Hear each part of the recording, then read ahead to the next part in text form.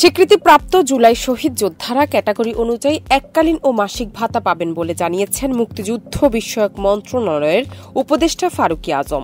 17 ফেব্রুয়ারি জেলা প্রশাসক সম্মেলনের দ্বিতীয় দিনে মুক্তিযুদ্ধ বিষয়ক মন্ত্রণালয় এবং দুর্যোগ ও ত্রাণ মন্ত্রণালয়ের অধিবেশন শেষে সাংবাদিকদের তিনি একথা বলেন। উপদেষ্টা ফারুকী আজম বলেন, এই সপ্তাহে বা শিগগিরই জুলাই অধিদপ্তর আত্মপ্রকাশ করবে। জুলাই অভ্যুত্থানের শহীদদের জুলাই শহীদ ও আহতদের জুলাই যোদ্ধা হিসেবে স্বীকৃতি দিয়ে নাম ঘোষণা করা হবে। সে অনুযায়ী সনদ পরিচয়পত্র দেওয়া হবে।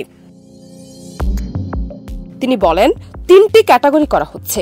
এই ক্যাটাগরির যোদ্ধারা এককালীন 5 লাখ টাকা ও মাসিক 20,000 টাকা ভাতা পাবেন। বি ক্যাটাগরির যোদ্ধারা এককালীন 3 লাখ টাকা ও মাসিক 15,000 টাকা ভাতা পাবেন। আর সি ক্যাটাগরির যোদ্ধারা পুনর্বাসন ও সরকারি চাকরিতে অগ্রাধিকার পাবেন।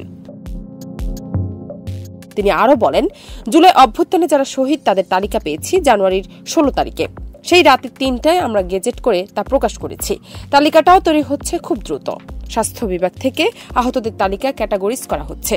তালিকাটি মুক্তিযোদ্ধা মন্ত্রণালয়ে আসা মাত্র তাৎক্ষণিক সেটা আমরা গেজেট আকারে প্রকাশ করব। সুতরাং এখানে নতুন করে ঢোকানো বা বাদ দেওয়ার সুযোগ থাকবে না। জান্নাত নিপু, দেশ রূপান্তর।